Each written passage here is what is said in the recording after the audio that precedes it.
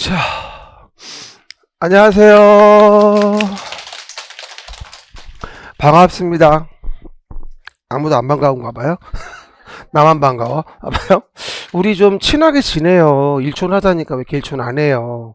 저기 뭐야, 접대도 내가 뭐야, 네이버 밴드나 뭐 유튜브나 뭐나 좀 오래니까 오지도 않고, 그 할 줄 모르면 가져와 내가 해줄게. 그죠? 그냥 누르면 되는데 다운받아가지고 플레이스토어에서. 그죠? 어쨌든 이 제가 매번 얘기하는 게 뭐냐면, 뭐 유튜브야 그냥 뭐 영상 올리면 보시면 되지만, 앞으로 뭐 1년 동안 계속 뭐 필요한 거 올릴 거예요, 중간중간에. 그렇죠? 그러면 돈 안 내고 들을 수 있는데 뭐 하려고 안 해요. 하면 되는데. 그렇죠? 나는 광고도 하고 여러분은 좀 공짜로 듣고 필요한 거 있을 때. 그리고 뭐 질문 같은 거 급할 때는 네이버 밴드 하면 금방 답변 주니까 하시면 되고. 그렇죠?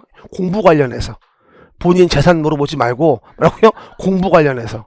알겠습니까? 그 얘기들. 그럼 좋을 것 같아요. 그래서 이제 오늘이 입문에 대한 부분은 일단 마지막이에요. 그래서 나머지 이제 주택법하고 농지마저 보고 마무리할 거고요. 그리고 오늘 이제 보니까 나왔어요. 그림책이 나왔어요. 그렇죠? 근데 첫 페이지 사진이 없네. 그렇죠? 내가 넣으라고 했는데 안 넣네. 그래서 뭐 안에 내용을 보면 뭐 우리 뭐 하던 대로, 그렇죠? 뭐 잘 나와 있는 것 같아요. 근데 약간 종이가 얇은 것 같은데, 그렇죠? 어쨌든 그래서 앞으로 우리가 이제 1년 동안 이거를 가지고 이제 계속 봐야 되기 때문에 여러분들이 잘 가져다니기 바라시고요. 그리고 이 종이가 얇아서 두꺼운 펜은 좀 안 쓰면 좋겠어요. 두껍고 진한 펜 쓰면 뒤에 비쳐요. 다음에 나올 때는 제가 이거 얘기해가지고 종이 구람수를 좀 늘려야 되겠어. 그래서 이게 진한 그 수성펜을 쓰게 되면 뒤에 비칠 것 같아요. 그러니까 그런 것보다는 볼펜 써야 될 것 같아. 그래야 뒤에 안 비칠 것 같습니다. 그렇죠, 여러분? 그 얘기 좀 보시면 좋을 것 같고요. 그리고 앞으로 이게 교재를 얼마가 쓰는 거냐면 1년 내내 써야 돼요. 그쵸? 한 번 사고 나면 1년을 써야 되기 때문에 뭐 막 갈기지 말고 뭐 하자? 잘 관리하면서 자대고 쓰고 이러면 좋을 것 같아요. 그리고 이제 1년 동안 활용하시면 되고, 이거 봐가다가 우리 이제 언제 가서 6월 말이나 7월쯤 되면 또 이 중에 반드시 나오는 거 30개 골라가지고 화락탈출집이 나올 거예요. 매번 강조하지만 그 부분은 그때가 주는 거니까 미리미리 주세요 이러지 마시고요. 또 몇 번 올라왔어요 글이, 당장 주라고 화락탈출. 저번 주에 그렇게 얘기했는데 또 올라왔어요. 밴드에서. 지금 안 줘요. 알죠? 언제? 6월 말 7월 초. 그때 가서 요거를 더 정리한 걸 볼 거예요. 그래서 요게 이제 우리 기본서예요. 그리고 그 기본서 여러분들 나오는 책이 또 있잖아요. 우리 해커스에서. 근데 기본서 구매를 어떻게 해야 됩니까? 물어보는 분들이 많이 계신데, 뭐 제 입장에서는 당연히 사라고 하죠. 그렇죠. 회사 나도 일원이니까. 근데 이제 교훈이니 공법 기본서는 제 수업 들을 때는 그냥 참고서라고 이해하시면 좋을 것 같아요. 참고서고 사전이다. 뭐 많이 안 봐요, 솔직히. 그렇죠? 중간중간 필요할 때만 약간 참고하거나 페이지를 불러줄 것이기 때문에 저는 필요하다고 봐요, 그래도. 왜냐면 그림책을 보다가 이해 안 되는 부분이 있으면 좀 읽어봐야 되거든요. 근데 읽어볼 만한 책이 필요하긴 해요. 그렇죠? 근데 이제 한 번 정도는 찾아가면서 할 필요가 있어요. 그러니까 저는 구매하는 게 맞지만 영어편이 어려우면 뭐 굳이, 그렇죠, 안 사도 관계없긴 하지만 저는 사는 건 추천한다. 그리고 그림책 보다가 모르겠는 거 참고 읽어보거나 제가 중간중간 확인할 수도 있는 거니까 참고하시기 바라고요. 그리고 엊그저께 확정을 지었는데 우리 그림책 안에 목차가 있잖아요. 그거 보지 마세요. 쫙 모아가지고 이제 9장 A4지 붙여놓은 전지가 나올 거예요. 체계도라 그래가지고 앞장은 체계도, 뒷장은 용어라고 돼 있어서 홍보용으로 만든 자료가 나올 거거든요. 그걸 가지고 지금 12월 29일 날, 요번 12월 마지막 주 일요일이에요. 그쵸? 12월 29일 날 한 5시간 정도 해가지고서 무료 특강할 거예요. 자료도 무료, 수업도 무료예요. 그쵸? 그러니까 주변에 아시는 분들 좀 오라고 좀 홍보 좀 해주세요. 물론 또 해커스도 광고하겠지만, 그쵸? 요번에 달 29일이에요. 10시부터 한 5시. 그쵸? 5시간 정도? 에? 일요일이에요. 교회 가셔야 되나? 그쵸? 어쨌든 일요일이면 이제 짜파게티인데, 뭐라고요? 우리가 일요일에 교회 가시는 분이 있긴 한데, 우리 월화수목금토가 수업이 있잖아요. 그래서 일요일밖에 안 돼요. 엄마야. 나 주는 거예요? 그래서 그렇게 좀 메모리 해놓으시고요. 뭐 별 10시부터 별 무슨 뭐 특이사항이 없으면 안 받을 거니까, 특이사항 있으면 또 알려드릴 거예요. 중간에 변경 생기면. 지금 계획은 12월 29일이에요 그렇게 안내 좀 드리고요. 보시면 될 것 같아요. 이제 본 게임 시작인 것 같아요. 이제 공부가. 그렇죠? 그리고 제가 해커스에 처음 와서인지 모르겠는데 아직도 모르는 분들이 많아요. 여러분들이 좀 홍보 좀 해주세요. 좀 뭐라 그러지? 홍보대사 그런 거 좀 해주셔요. 그렇죠? 아무래도 뭐 같이 들으면 좋잖아. 어떤 분이 엊그저께 밴드에 글 올렸는데 너무 재밌게 들었어요. 저만 알고 싶은 강사님이세요. 그러면 안 돼요. 뭐라고요? 그러면 안 되고 모두에게 알려줘야 돼요. 쟤 재밌다. 한번 들어봐라. 이렇게 소개를 해줘야지 나도 먹고 살지. 그렇죠, 여러분? 확인하시고. 여러분들이 뭐 이런 말 하면 뭐하지만 많이 들어줘야 저도 돈을 버는 구조이기 때문에 여러분들이 아무래도 좀 많이 홍보해 주는 게 우리 가정에 평화가 와요. 알겠습니까? 그렇게 좀 도와주시기 바랍니다. 확인하시고요. 왜겠든 뭡니다. 그럼 오늘도요, 여러분하고 우리가 마무리 지을 텐데요. 우리 저번 시간에 봤던 것 중에서 건축법 배운 거 약간 좀 확인을 좀 하고 돌아갈 겁니다. 그리고 오늘은 뭐 새로 나온 그림책은 볼 필요 없고요. 그냥 저번에 드린 프린트 있죠? 거기 있는 거 보시면 될 것 같아요. 어차피 이건 10일부터 할 거니까 나머지 새 책은요. 그렇죠? 원래 줬던 프린트 있죠? 요거 그냥 보세요. 오늘은 그냥 뭐 안 가져오신 분들은 그냥 그림책에 있는 페이지 봐도 괜찮고. 알겠습니까? 알아서 하세요. 그럼 한 번 더 저번 주에 배운 거 복습 한번 건축법 간단히 하고요. 주택법으로 갈게요. 제가 매번 이 여유 있을 때는 제가 저번 주에 배웠던 거를 한 2-30분 정도 다시 리마인드 시키고 그 다음에 진행을 해줘요. 왜 그러냐면 그렇게 안 하면 전혀 기억이 안 나요. 말로는 뭐 와서 공부한다고 하는데 안 해요. 그쵸? 다시 물어볼게요. 필수 지문 정리 3주 치과 아침에 와서 봤다. 꺼봐요. 이런 분은 꼭 붙어요. 반드시. 근데 안 하면 곤란해져요. 그쵸? 하나 물어봅시다. 뭐 나한테 기분 나빠서 안 하는 거예요? 아니면은 뭔가 저항 세력인 거예요? 왜 그러는 거예요? 다시 얘기해요. 지금 11월 달 4주 동안 한 내용에 요거 인문 강연 자료 있잖아요. 여기 있는 것에 필수 지문 있는 거는 전체적으로 보다 그냥 반드시 매주 돌려줘야 돼요. 근데 그게 이제 12월, 1, 2월 돼서 이게 진도 한번 끝나죠. 12월, 1, 2월 되면요. 그럼 여기 있는 거에 대한 필수 지문 빈칸 노트를 다 읽어줘야 돼요. 그 띠지를 붙이면 몇 장 안 돼요. 사실은 한 뭐 10군데? 그거밖에 안 되기 때문에 충분히 볼 수 있거든요. 그렇죠? 그러다 보니까 그거 생활화해서 하시면은 정말 좋아요. 저번 주에 뭐 일주일 내내 아주 뭐 합격자 모임에 내가 아주 정신이 하나도 없어요. 좀 살이 빠진 것 같지 않나요? 얼굴이 이렇게 쭉 들어갔다거나. 그렇지 않군요. 많이 안 먹었는데. 어쨌건 그러다 보니까 대부분들 합격 필살기를 물어보는지 물어봤어요. 제가. 여러분이 알려줘야 되니까. 어떻게 생각하세요? 합격 필살기 물어봤더니 선생님 말대로 필수 지문 정리 빵꾸 노트, 빈칸 노트 이거를 매일매일마다 봤다. 그렇죠? 매일 전체로. 그렇죠? 읽었다. 외운다기보다는. 마지막에 가면 암기가 돼요. 그게. 그리고 제가 12월 말까지는 아닌데 1월 1일부터 하루 한 문제를 올려요. 말이 하루 한 문제. 네이버 밴드에 올릴 거예요. 그렇죠? 그럼 매일매일마다 올리는데 이거 자료가 없어요. 내가 바로 올리는 거라 파일이 없습니다. 바로바로 매일매일 올려 아침마다. 출근하기 전에. 그러니까 여러분들이 노트를 하나 만들어야 돼요. 하루 한 문제 때문에. 그걸 쓰셔야 돼. 하루 한 문제 지문을 써요. 노트에다가. 그게 쌓이면 한 권 가까이 돼요. 얇은 책. 이해가십니까? 그걸 가지고 이제 매주 같이 읽는 거야, 또 그것도. 그러면 필수 지문은 정리가 되어지게 돼 있어요. 물론 그 하루 한 문제의 어떤 레벨도 뒤로 갈수록 어려워지긴 합니다. 문제들이. 근데 처음에는 쉬운 거 지문 위주로 가니까 하나하나 미리미리 적어 놓으세요. 나중에 후회하시는 분이 있다? 또 7월, 8월 됐는데 하루 한 문제 파일 따로 없나요? 없어요. 그날 올리는 거라서 나도 없다고 파일이. 이해 가십니까? 그래서 그거 준비하셔가지고 네이버 밴드 들어가셔서 하루하루 보시고 영 쓰는 게 귀찮으면 그냥 거기 들어가서 매일매일 봐도 괜찮아요. 한번 쫙 읽어봐도 괜찮고. 그렇죠? 그렇게 해서 여러분이 학교 가시는 걸 도와드릴 거니까 하시면 좋을 것 같아요. 알았죠? 오늘은 좀 안내가 많아요. 마지막 주기도 하고 새로운 시작 전 주기도 하고 해서요. 그렇죠? 그럼 첫 번째 봅시다. 건축법 저번에 배운 거 한번 볼게요.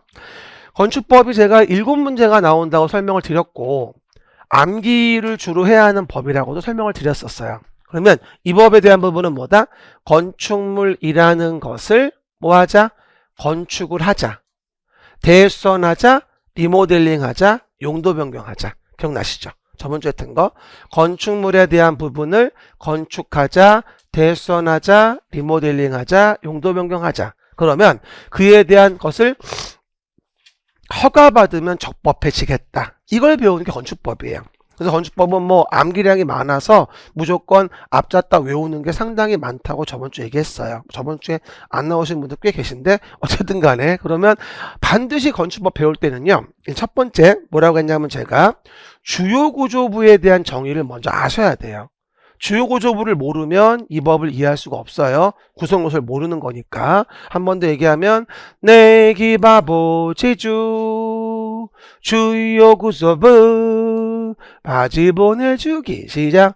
내기 바보 지주 주요구조부 한번 해봐. 내력벽 기둥 바닥 보 지붕틀 주계단이 주요구조부예요. 그래서 내기 바보 지주 주요구조부 라고 설명을 드렸죠. 그쵸? 그리고 절대 주의하실 건 사익기둥 최하층 바닥 뭐하죠? 작은 보 차양 5개 계단 이런 것들은 주요구조부가 아닌 거니까 주요구조부 정의 정확히 알고 있어야 됩니다. 오늘도 변함없이 집에 가다가 여보세요 내기 바보 지주 주요구조부 이렇게 가셔야 됩니다. 그리고 바지 보내주기 이래도 되고요. 바닥, 지붕틀, 보, 매력벽, 주계단, 기둥인 거죠. 그렇죠? 내기 바보 지주입니다. 그리고 나서 이제 건축물 정의를 얘기를 드렸고 건축물에 대한 부분 중에서도 넘어가면 고층이나 앞에 뭐 있었어요? 초고층 있었죠? 딴 건 몰라도 고층, 초고층은 좀 구분 한번 해야 합니다. 뭐라고 했어요? 우리 법에서 이상, 이하, 초과, 미만 단어가 나오면 조문 그대로 시작. 이상, 이하, 초과, 미만이란 단어가 붙어 있으면 조문 그대로 나와야 옳은 지문이에요. 그냥 그렇게 외워요. 그렇죠? 여기 있죠? 30층 이상이라거나 120m 이상이에요. 이해갑니까? 그러면 고층. 그리고 고층 중에 초고층은 얼마? 50층 이상이라거나 200m 이상이면 고층 중에 초고층인 것이고요. 고층 중에 초고층을 제외한 나머지를 뭐라 한다? 준초고층이라고 하는 거예요. 은근히 잘 나와요. 알겠습니까? 제가 저번 주에 이런 말씀 드렸습니다. 내용 볼 때. 봐봐요. 그러면 고층 건축물이다. 그러면 30층 이상이면 고층 건축물일까요?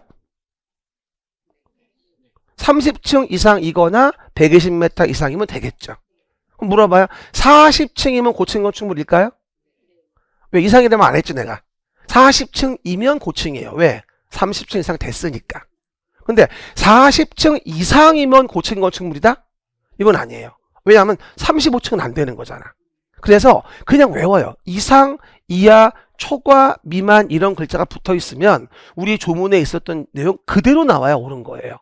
이상, 이하, 초과, 미만이라는 말이 안 붙어 있으면 그 범주에 들어가 있는 포인트인지 봐야 되는 것이고요.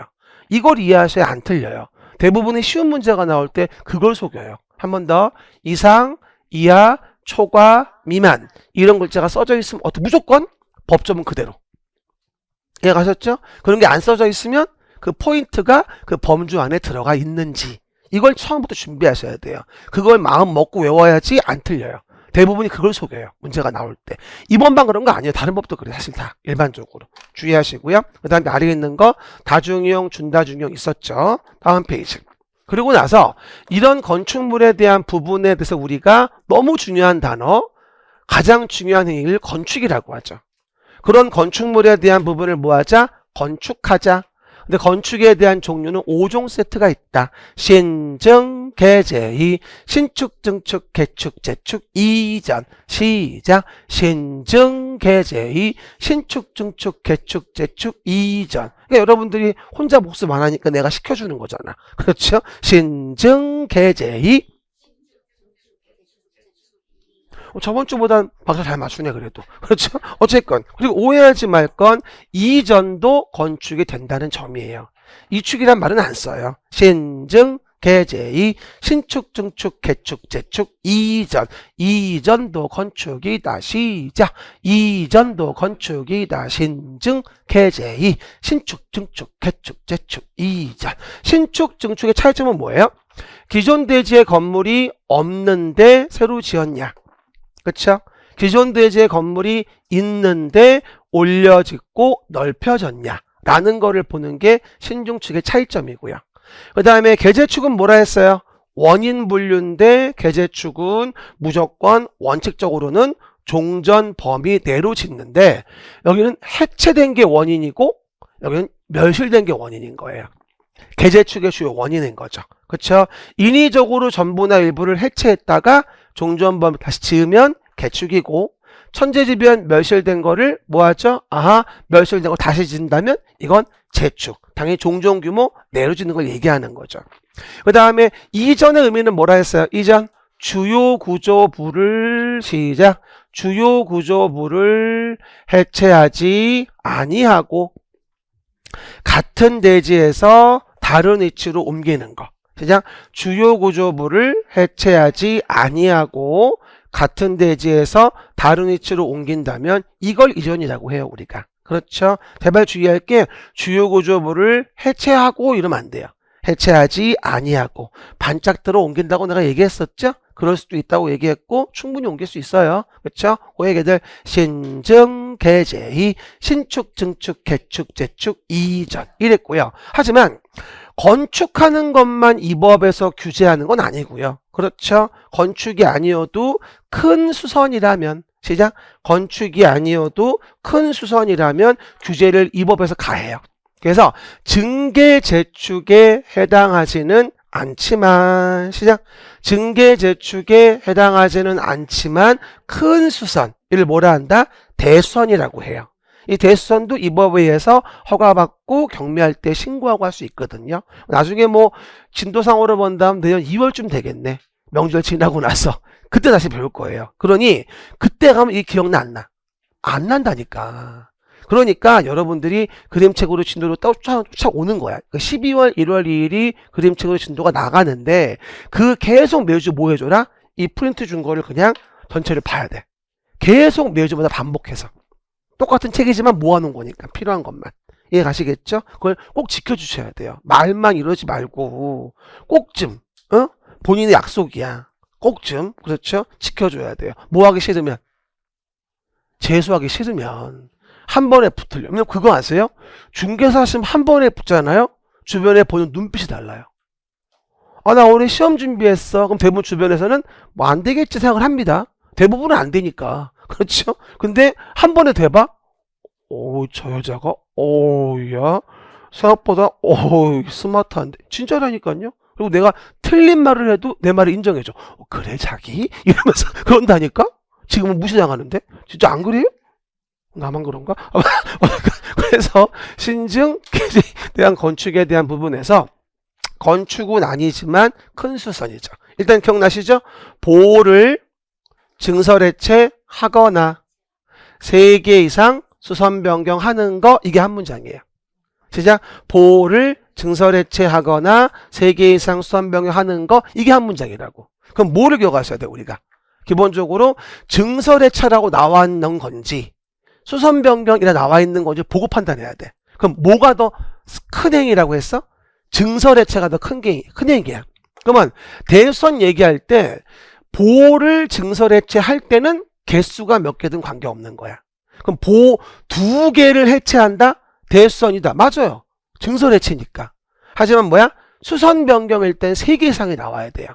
증설해체보다 경미한 것이기 때문에. 그거만 이해하시면 돼. 이 문장 틀리면 나중에 건축 신고사항도 헷갈려요. 그래서 기억하셔야 되고요. 그럼 다음 문장 어떻게 이해할까? 저번 장 것처럼. 다시 한번.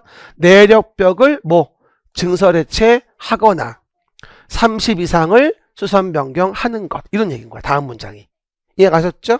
그래서 내력벽 10제곱미터 해체. 대수선이다. 증설. 포인트는 증설 해체라고 나와 있는 단어인지 수선 변경이라 나와 있는 단어인지를 봐야 돼.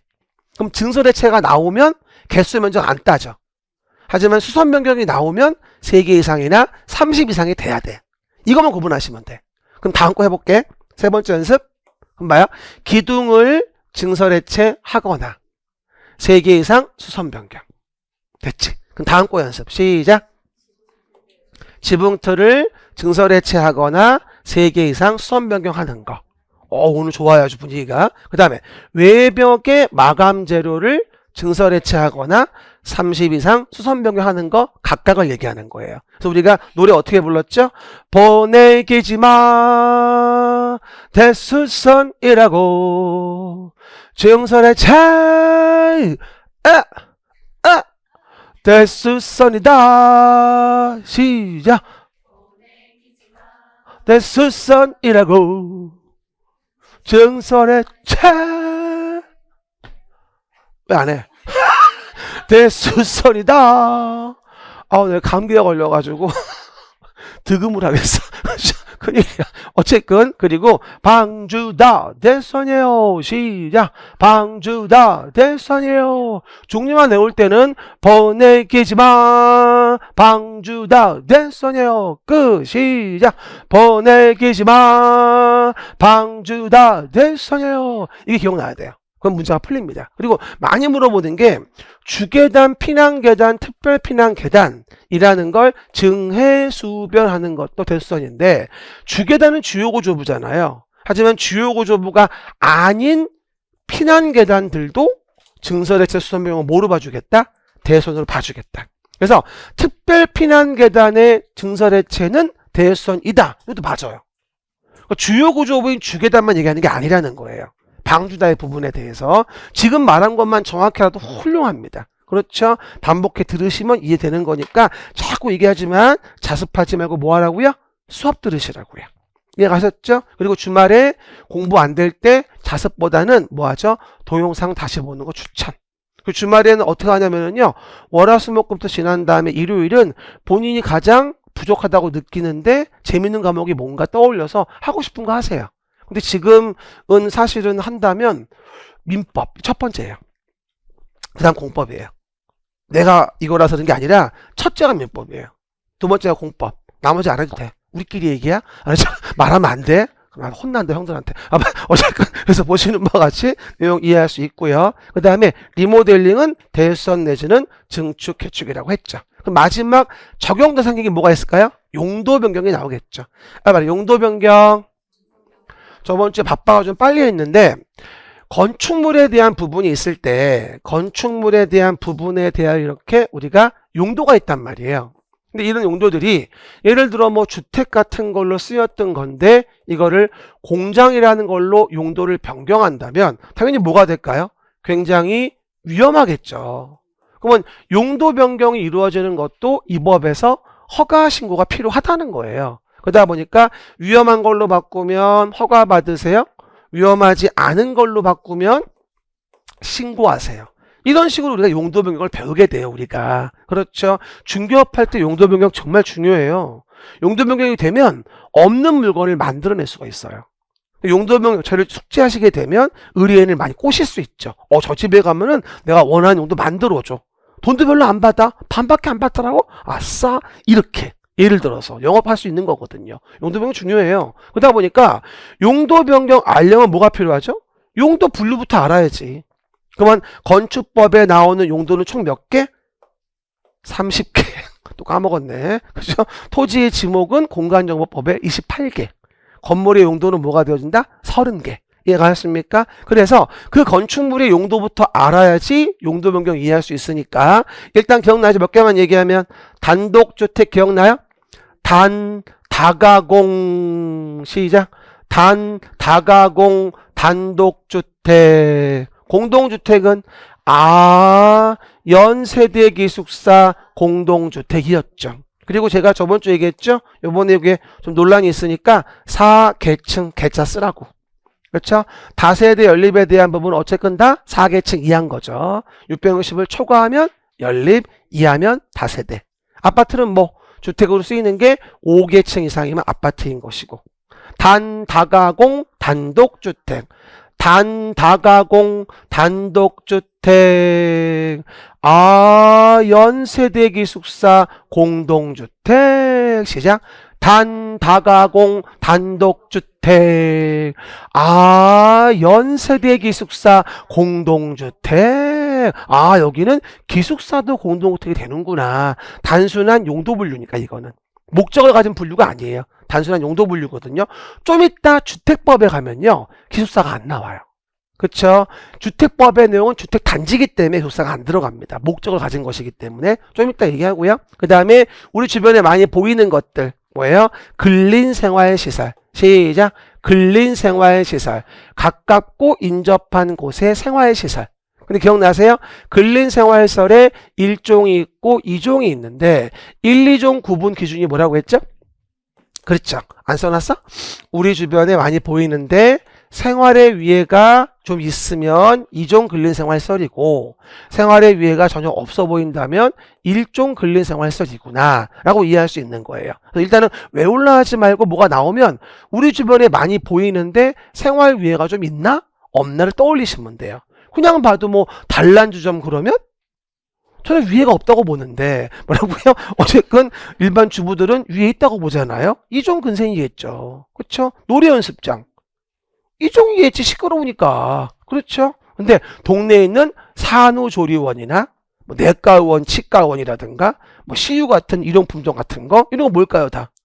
일종 근생이겠죠. 이해갑니까? 공중화장실, 뭐 마을회관 이런 거 다 일종 근생이겠죠. 그러다 보니까 우리가 보통 근생이라 많이 불러요. 근생이라고 보통 실무할 때는 근생이라 많이 불러요. 그래서 여러분이 1종 근생, 2종 근생 그러면 1종 근린생활시설, 2종 근린생활시설이라는 걸 의미하는 거니까 아, 생활의 위해가 없다, 있다 정도로 구분하시고 나중에 반복하면서 사실은 디테일하게 다 외워야 돼요. 틀리게 나오니까. 솔직히 우리 개론 문제에는 단독 공동주택을 많이 물어봐. 쉬우니까. 근데 공법에서는 1, 2종 근생을 많이 물어봐요. 어려우니까. 그리고 이걸 알아야지만이 우리 앞에서 용도 지역별로 어떤 건물을 지을 수 있냐 없냐. 1종 근생은 모든 용도 다 가능하기 때문에 1종 근생이 특히나 중요합니다. 그렇죠? 반드시 외워줘야 될 중요한 시설입니다. 그렇죠? 그 얘기들. 그래야지 공부가 좀 순조로워져요. 이거라도 외우자고 일단.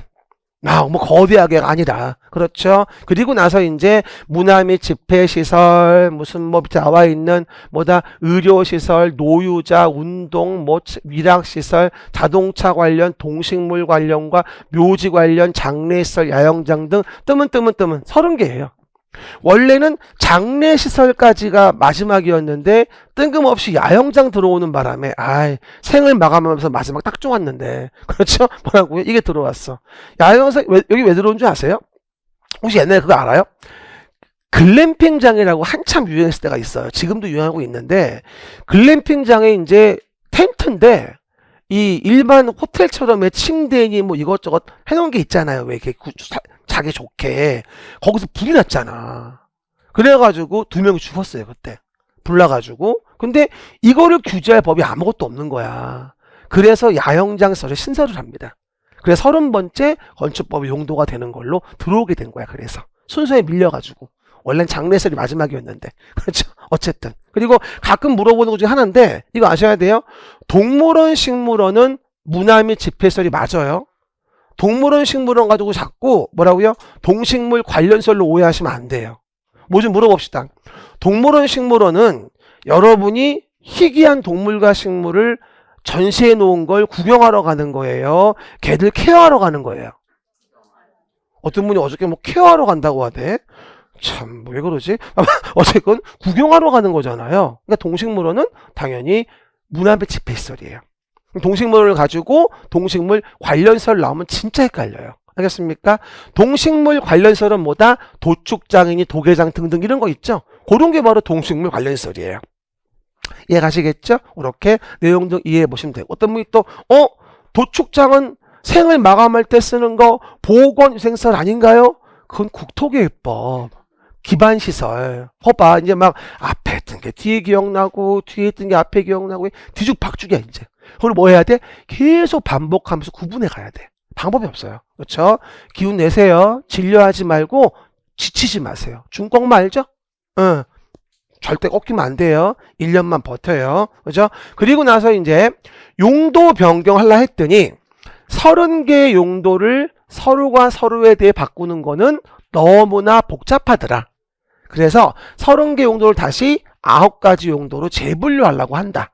용도 변경 편의성을 위해서. 이건 방법이 없습니다. 매년 나오는 부분이에요. 그래서 우리가 용도 변경 관련된 부분에 대한 9가지 재구분, 그래서 9가지의 위험한 것부터 위험하지 않은 걸로 다시 9개 서랍을 만들어 놓은 겁니다. 30개를 나눠 놓은 거야, 쉽게 얘기하면. 이해가셨죠?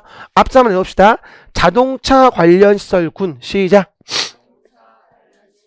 자동차 관련 시설군이고요. 그 다음 산업 등 시설군, 전기통신, 문화집회시설군, 영업시설군, 교육복지시설군, 근린생활시설군, 주거업무, 그 밖의 시설군이에요. 그래서 외울 때는 자산 전문 영교 건축의 용도 변경. 시작. 자산 전문 영교 건축의 음만 기억하면 안 되고요. 정확해야 돼요. 자산 전문 영교 건축의 순서 바꾸면 큰일 나. 시작.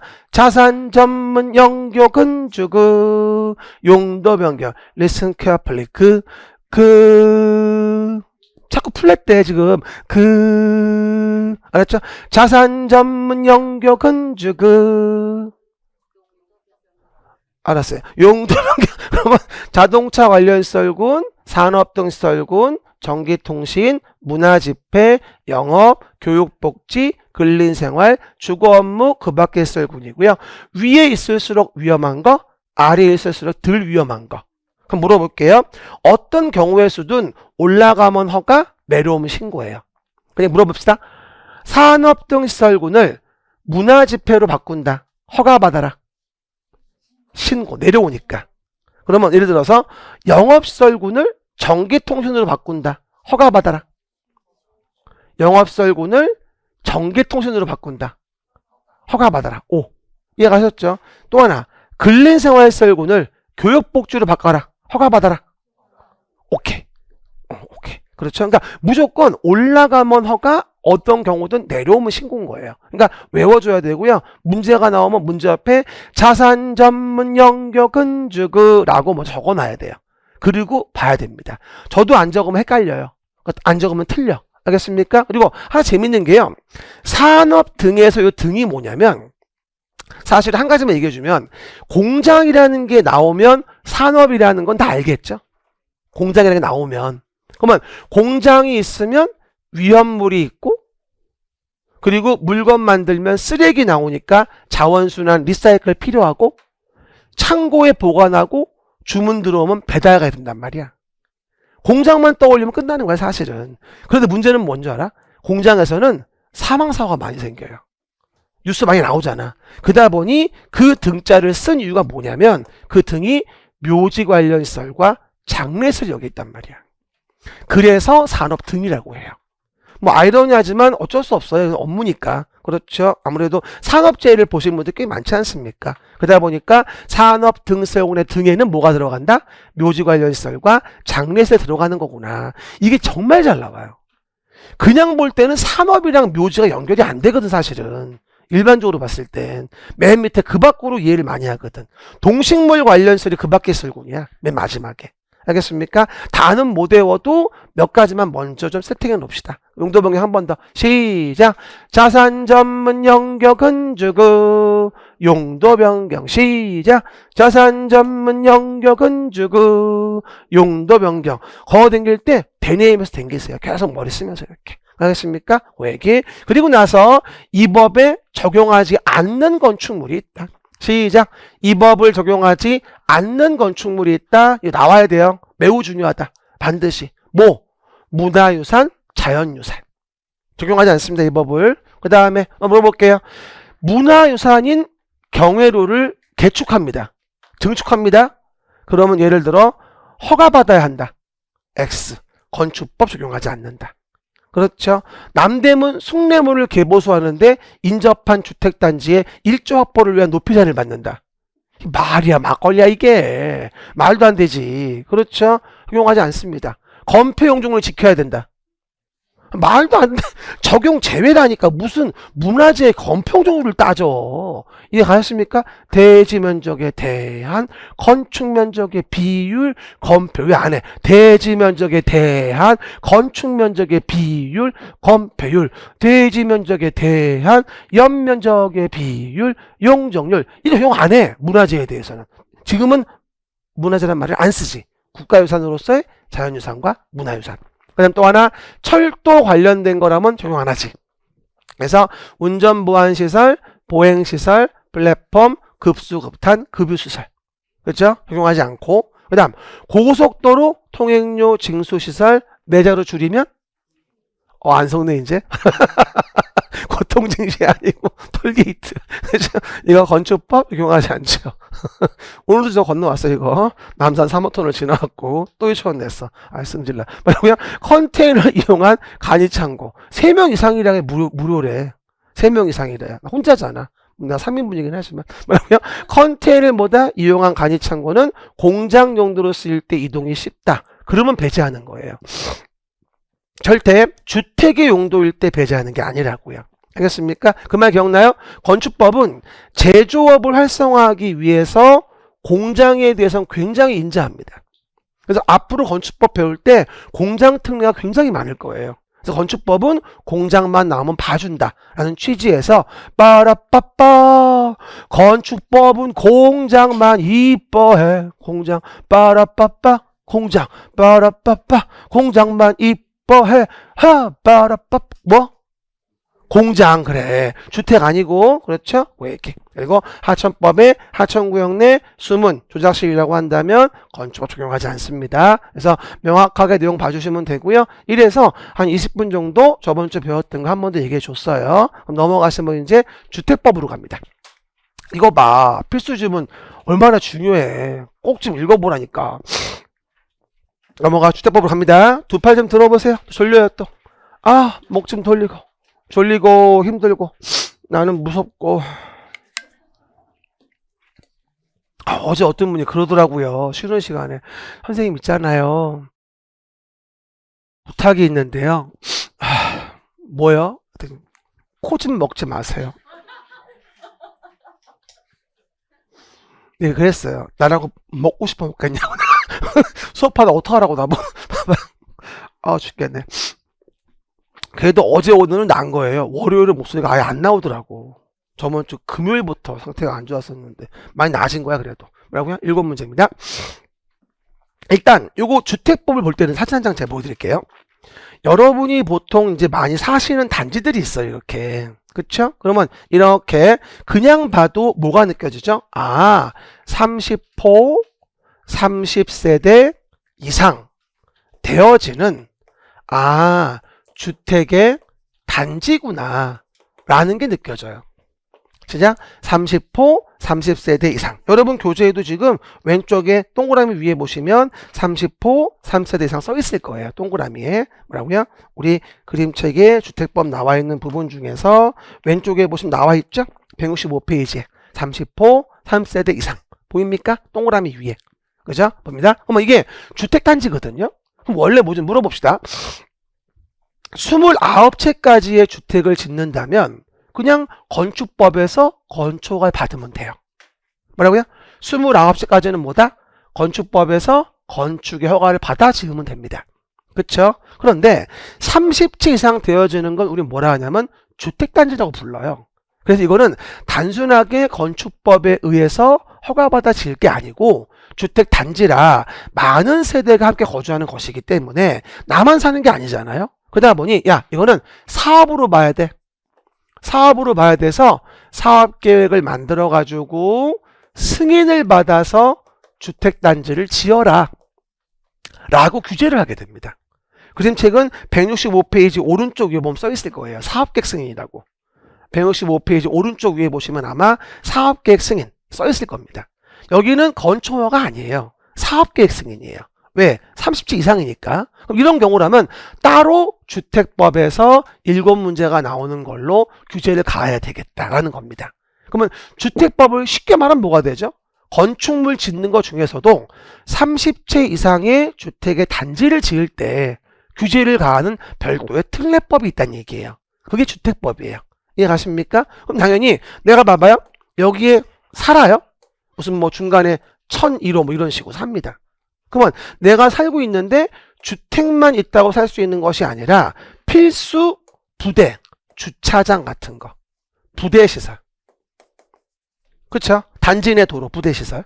그쵸? 또 놀이터 같은 거 안 보이지? 애들 뛰는 거예요. 지금 뭐라고요? 놀이터 같은 거, 복리시설. 이런 것들이 있지 않으면 뭐 한다? 우리는 쓸 수가 없거든요. 그러다 보니 주택단 정의를 우리 뭐라 하냐면 주택 및 부대 복리시설이 건설된 일단의 토지. 이걸 뭐라 불러? 주택 단지라 불러요. 이게 갑니까? 부대 복리시설을 필수로 넣어야 한다는 얘기예요. 근데 요즘에 지어지는 단지 보면 가장 대표적으로 최근에 가본 데가 제가 서초 그랑자이. 그쵸? 가봤더니 뭐 멋지더라고요. 아주 그냥 뭐. 그쵸? 이게 뭐 흡사 아파트인가 놀이공원인가 무슨 공원도 겁나 좋고요. CGV도 그 안에 있대요. 지하에. 운영을 어떻게 하나 모르겠는데. 그리고 수영장 라인도 보통 한두 개가 일반적으로 4개나 있더라고요. 그쵸? 저 가보니까. 좋더라고. 그냥 구경만 하고 왔어요. 그냥. 그렇지. 구경하는 집 있잖아. 왜? 그쵸? 옛날에 거기에 입주할 때. 어쨌든 좋더라고요. 그쵸? 요즘에 또 여러 가지 뭐, 레미안 뭐, 반포대교 옆에 있는 거, 원베일리라든가 등등등 좋은 단지 많이 있지 않습니까? 아크롤 리버파크라든가. 그렇죠? 등등. 요즘에 또 세금 때문에 또 말이 많더라고요. 그거에 대해서. 내 몸이 아니까 됐고. 어쨌든, 우리들. 그러다 보니 뭐가 되어져? 이런 식으로 주택단지를 건설하는 거예요. 그럼 이렇게 사업계획 승인을 받아서 건설한 주택단지라고 한다면 이것을 뭐 할 때도 공급할 때도 아무렇게나 할 수 있는 게 아니에요. 사업계획 승인을 받았기 때문에 이런 걸 공급받으려면은 청약통장 같은 거 있어야 되고 민영주택이면 뭐다? 여러 가지 포인트도 있어야 되고 청약 가점 같은 거 그죠? 등등등. 그러다 보니까 여러 가지 공급 그에 대한 부분의 관리까지 사업계획 승인을 받아 짓는 주택단지는 규제가 달라요. 왜?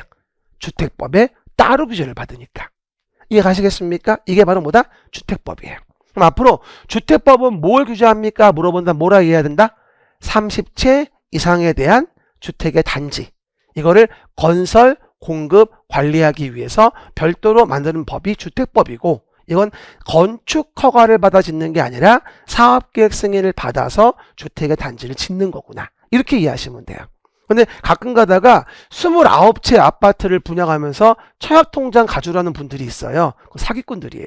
그렇죠? 말도 안 되는 소리. 입을 찢어버려야 됩니다. 그렇죠, 여러분? 그 얘기들 조심하셔야 되고. 요즘에 그리고 또 주택법 얘기할 때 또 우리가 각종 주택조합도 배우게 되는데 주택조합은 좀 조심하셔야 되고. 특히나 지역조합 같은 경우일 때는요. 그리고 주의하셔야 됩니다.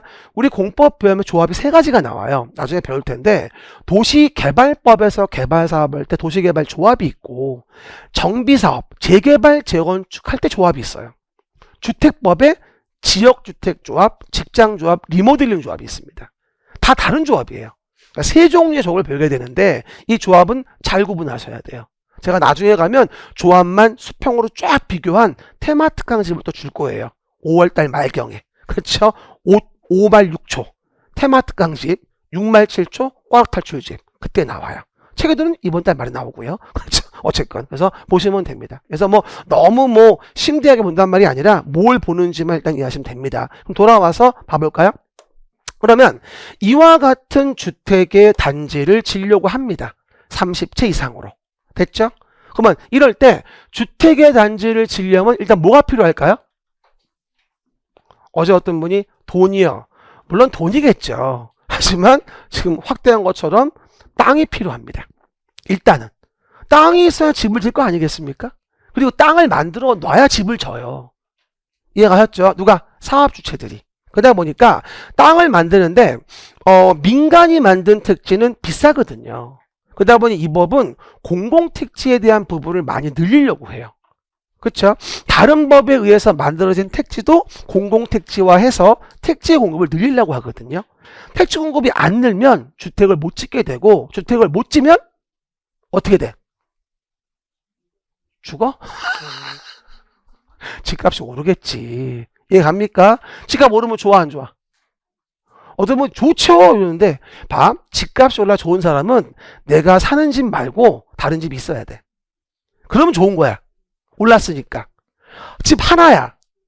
근데 집값이 올랐어? 좋을 거 하나도 없어. 이사 가려면은 그 돈 똑같이 줘야 되는 거고. 그렇죠? 세금만 더 나가. 잘 생각해야 돼. 이해하시죠? 회기들 어쨌든. 그러다 보니 공공택지를 우리 법에서는 많이 만들려고 합니다. 정의가 뭐냐면요. 공공사업에 의하여 개발 조성되는 공동주택 건설 용지를 우리가 공공택지라고 해요. 시작. 공공사업에 의해서 개발 조성되는 공동주택 건설 용지를 공공택지라고 합니다. 그러면 공공택지이면 여러 가지로 만들어질 수 있는데 송파 위례 같은 도시개발사업, 강서 마곡 같은 택지개발사업, 송파 위례, 강서 마곡 같은 도시개발사업 수용 방식으로 할 때 기억나시죠? 그러면 이런 경우일 때 산업단지 개발 사업할 때 요즘 많이 하는 공공주택지구 사업할 때 이해갑니까? 그렇게 만들어진 택지는 뭐로 봐주겠다? 공공택지로 봐주겠다는 얘기예요.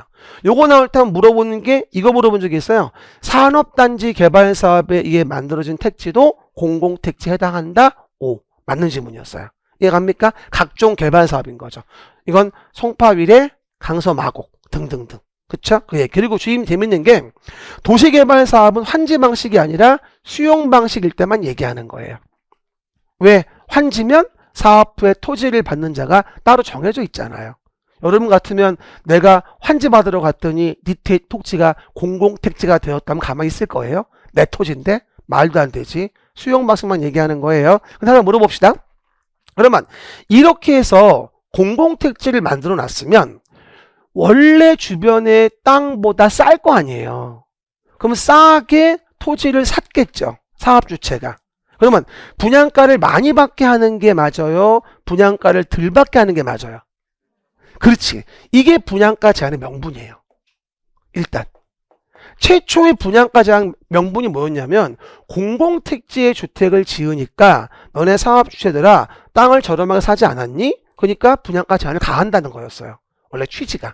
이해가셨죠? 그럼 봐요. 그러면 분양가 제한을 가해서 33평짜리 국평에 대한 85제곱미터를 예를 들어서 10억 가는데 이거를 분양받은 자가 5억에 사게 됐어요. 예를 들어 분양가 제한 받아가지고 완전 신나죠. 그러면 이거를 팔고 싶어요? 막 팔고 싶어요? 분양받은 자는? 막 그냥 파는 2배 남았잖아. 막 팔고 싶지? 전배 제한 받아요. 그래서 공공택지에서 분양가 제한을 받으면 분양가 제한 받은 주택에 대한 공급받은 자는 전매 제한을 받는 거예요. 이해가셨죠? 그리고 뭐다? 그렇게 수도권이라고 한다면 수도권에서는 근데 분양가 제한 받은 주택은 또 5년 내에 거주의무를 부과하게 됩니다. 주택법에서. 참 말이 많았죠. 하지만 처음에는 무조건 최초 입주를 요구했는데 지금은 3년 내에만 입주하면 돼요. 3년 내에 입주를 하고 5년의 거주의무를 부과합니다. 이해갑니까? 안 써도 돼. 나중에 할 거야. 이게 다 연결돼요. 그래서 우리가 나중에 중개업할 때 서울에서 중개업 해먹으려면 2법은 반드시 하셔야 돼. 정비법하고 주택법. 솔직히 건축법은 우리 중개업할 때는 별로 중요하지 않아. 실제는 정비법하고 주택법이 중요해요. 이해갑니까? 이런 전매 제한 툴과 관계를 알아야 되거든요. 나중에 또 하나하나 본진도 2월 말쯤에 그렇죠? 얘기할 거야. 한 주 반에 걸쳐서. 우리 12, 1, 2는 3개월 과정이기 때문에 좀 시간이 있어요. 그 정도 이해해 보십니다. 이렇게 해서 택지에다가 주택의 단지를 져요. 시작. 주택의 단지를 진다. 그럼 봐요. 아까 얘기했죠. 주택단지라는 것의 의미는 뭐라 했어요?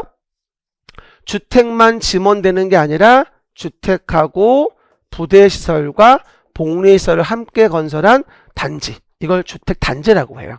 주택, 부대시설, 복리시설 건설된 일단 토지. 시작. 주택, 부대시설, 복리시설 건설된 일단 토지를 뭐라 한다? 우리가 주택단지란 말을 쓰는 거죠. 그렇죠? 근데 문제는 봐봐요. 부대시설은 뭐라고 이해하면 간단하냐면요. 부대시설은 없으면 못 산다고 이해를 하세요. 복리시설은 없어도 사는데 불편한 거예요.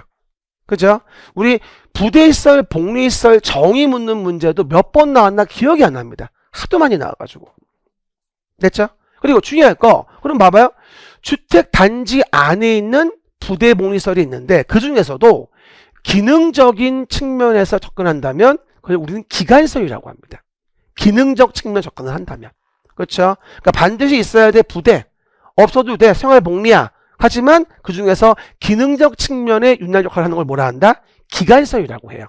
그러면 단지 내의 기간시설은 뭐라고 이해하자? 기능적 측면에 대한 시설. 그렇죠? 그러면 도로는 부대시설이기도 하지만 기간시설인 거예요. 단지 내의 기능을 돌리기 위한 거니까. 이해가시겠죠? 그러면 도로, 상하수도, 전기, 가스, 통신, 지역 난방을 단지하에 우리 기간설이란 말을 쓰게 됩니다. 그러니까 부대 복리와 일부 겹칠 수도 있어요. 근데 이거는 뭐다? 기능적 측면이에요. 써봐봐. 기능이라고. 기능적 측면이라고 이해하세요. 단지의 기능을 돌리기 위한 거. 그러니까 부대 복리와 일부 겹칠 수도 있는 거죠. 이해가셨죠? 한 번 더 물어볼게요. 도로, 상하수도, 전기, 통신, 가스, 지역 난방은 간선설이다. X, 기간설이다. 근데 문제는 뭐냐면 이 단지 안에 있는 기간설과 단지 밖에 있는 기간설을 연결시키지 않으면 나댕길 수가 없어요. 밖으로. 그래서 이렇게 연결시키는 걸 우리는 뭐라 하냐면 기간설 중에서도 간선이라고 합니다. 그러면 간선설 정의가 나올 땐 꼭 기억하실 거. 연결이란 말이 있는가. 뭐라고요? 간선설의 포인트는 뭐다? 연결이란 말이 있는가예요. 정말 잘 나오는 겁니다. 제 목적은 그거예요. 어렵게 조문을 읽는 것보다는 그림 하나로 전체를 이해하자라는 게 제 취지예요. 그림책을 만든 목표도 그렇고. 네이버에다 그림책 쳐봐요. 그럼 애들 동화책 나와요. 그러다가 쭉 내리면 내게 나오더라고요. 그림책 신기해요. 이런 그림책이 아닌데. 어쨌든 그래서 부대설하고 복리설이 있고요. 그리고 단지의 기능적 측면에 기간설에 도로, 상하수도, 전기, 통신, 가스, 지역 난방이 있고요. 이런 기간설이 단지 안과 밖을 연결시키는 거라고 한다면 그건 간선설인 거예요. 이해 가시겠습니까? 부대, 복리, 기간, 간선이라고 해서 부복기간이라고 외워요. 뭐라고요? 부대, 복리, 기간, 간선이라고 해서 부복기간. 이 네 가지의 시설은 정말 잘 나와요. 주택법에서 이 부복기간의 시설을 안 물어본 경우는 한 번도 없습니다. 그냥 매년 나옵니다. 알겠습니까? 꼭 좀 외워줘야 할 거. 그럼 머리가 복잡해져. 국토계획법의 기반시설, 도시계획시설도 배웠고 교공, 유공, 방보환 또 기억 안 나지? 교공, 유공, 방보환, 기반시설, 7종 세트 이랬었고 정비법에 가서는 정비기반시설 공동요소를 배웠고 그렇죠? 지금은 또 부복기간이 있고 미쳐버리겠죠? 나중에 내가 그걸 또 비교해 드릴 거예요. 한꺼번에 5월 말쯤에 가서 그렇죠? 기다려봐. 때 되면 다 주니까. 그렇죠? 지금은 먼저 깔아야 돼 베이스를. 근데 문제가 있습니다. 뭐냐면 봐요. 문제는 주택의 단지를 일단 만드는데 주택단지를 만들 때 다음의 것으로 분리된 것이 있다면 이걸 별개단지로 봐주는 경우가 등이 있어요. 뭐 좀 물어보죠. 잘 들어봐. 우리 단지 안에는 잘 들어. 우리 단지 안에는 KTX 지나간다? 좋을까? 신기할까? 시끄러울까? 못 살까? 못 살아. 경계 알아가지고 얼마나 소리가 심한데 거기에 지나갈 때 보면 그렇죠? 그러다 보니 이런 철도 같은 게 지나간다면 같은 단지라 보기 어려워요. 별개 단지로 보자. 우리 단지 안에 경부 고속도로 지나간다? 이게 맞는 거예요? 다른 단지예요. 우리 단지 안에 자동차 전용 도로인 내부순환도로 지나간다? 같은 단지일까? 아니에요. 말해 고자철. 발음은 이상한데 뭐라고요? 고자철. 고자철은 다른 단지예요. 이해갑니까? 그리고 또 하나가 일반 도로여도 도시계획 예정도로여도 다른 단지로 보는 경우도 있는데 20m 이상의 일반 도로, 8m 이상의 도시계획 예정도로도 다른 단지로 봐줍니다. 그래서 뭐라고 외우냐? 21, 8도 고자철 별개단지. 이렇게 외우세요 그냥. 시작. 21, 8도 고자철 별개단지. 시작. 우리가 하나하나 뭐를 새로 추가하기가 참 부담스러워요. 그래서 아까 건축법도 안 담았는데 지금 또 추가하려니까 한 번 더 21, 8도 고자철 별개단지. 이건 필수 암기예요. 그러니까 일단은 외워야 돼요. 시작. 21, 8도 고자철 별개단지. 이해갑니까? 그 정도. 그런데 문제는 뭐냐? 이러한 주택단지가 너무 커요. 내가 얘기했죠? 둔촌주공 12,000세대. 제가 사는 덜 편한 세상도 3,000세대. 우리 옆 단지도 2,500세대. 뒷단지 3,000세대. 거기 세 단지만 거의 7, 8천이에요. 그렇죠? 그 안에 초중고 다 있어요. 그쵸? 아주 뭐 고동네 과천 옆에 안양 의왕 쪽에 큰 단지가 있거든요. 제가 거기 살아요. 네 손, 내 손, 내 손동이라고 거기 사는데 어쨌든 간에 우리 주민들도 보시고요. 가끔 가다가 주민들 만나. 지나가다가 막 인사해. 뻘짓을 못해요. 어쨌든. 그럼 내용에서 주택단지가 워낙 넓어서 이거를 좀 나눠서 효율적으로 시행할 수 없을까? 그래서 단지를 나누는 개념이 뭐냐면 공구라고 해요. 앞으로 이제 공구별 분할 시행이라는 말을 배울 겁니다. 주택단지를 나눠 놓은 게 공구입니다. 알겠습니까? 그래서 1공구, 2공구 이런 식으로 공구를 나누게 되거든요. 그러면 공구 정해진 봐볼까? 공구 주택단지에서 둘 이상으로 구분되는 1단의 구역이에요. 시작. 주택단지에서 둘 이상으로 구분되는 1단의 구역으로서 착공신고하고 사용검사를 별도로 시행할 수 있어요. 그러니까 공구별로 착공신고, 공구별로 사용검사를 별도로 진행할 수 있는 거죠. 하지만 주의할 거, 사업계획 승인은 단지별로 가야 돼요. 시작. 사업계획 승인은 단지별로 가야 돼. 공구별로 안 돼. 그 점도 잘 나와. 써놓든가. 사업계획 승인 X 라고요. 사업계획 승인은 주택 단지별로 가야 됩니다. 공구별로 할 수가 없어요. 공구별로 가능한 건 뭐다? 착공신고, 사용검사. 이해가셨죠? 단어부터 일단 좀 친숙하게. 왼쪽 동그라미 안에 정말 많은 정보가 있죠. 농담이 아니라. 그죠? 그리고 공구별 기본 세대는 300세대 이상입니다. 공구별 세대 얼마? 300세대 이상. 정말 잘 나와요. 그럼 뭐가 되죠? 공구별로 분할 시행하려면 적어도 몇 세대? 600세대 이상은 돼야지만이 분할 시행 가능한 거고 600세대 이상이면 분할 시행한다면 4번인가 나왔던 것 같아요. 그렇죠? 공구별 분할 시행 가능한데 공구별 세대는 몇 세대? 300세대 이상이니까 공구별로 분할 시행한다면 600세대 이상은 돼야지만이 공구별 분할 시행이 가능해진다는 얘기입니다. 알겠습니까? 그럼 이와 같은 우리가 주택의 단지라는 거를 이제 이 법에 의해서 봐봐요. 이 법에 의해서 실질적으로 뭐 하자? 아하, 건설을 하고 그 다음 이에 대해서 공급을 하고 이에 대해서 관리하자. 이걸 배우는 게 주택법이에요. 주택의 건설, 공급, 관리. 그리고 솔직히 말하면요. 출제 문양 비율로 봤을 때 가장 중요한 건 뭐다? 건설이에요. 건설 파트가 7문제 중에서 3개에서 5개예요. 가장 많이 나와요. 우린 건설만 잘 봐도 아주 훌륭하다. 됐죠? 그러면 건설 파트의 세부 목차 뭐라 했어요? 일단 사업 주체가 주택 자금으로 사업을 시행해요. 시작. 사업 주체가 주택 자금으로 사업을 시행한다. 이게 떠올라야 됩니다. 들어가면 좀 걸리니까 쉬었다 진행할게요.